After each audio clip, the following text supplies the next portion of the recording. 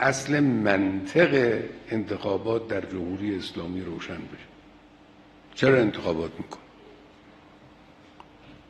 من عرض میکنم دو کلمه جمهوری و اسلامی هر دوتا وابسته به انتخابات.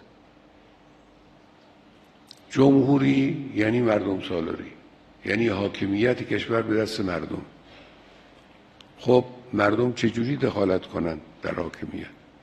هیچ راهی جز انتخابات نداره. هیچ راهی به جز انتخابات وجود نداره.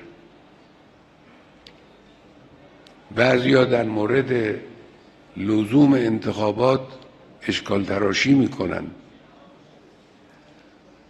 دل سرد میکنن، توجه نمیکنند که اگر انتخابات در کشور نباشد یا دیکتاتوری است یا هرج و مرج است، ناامنی است.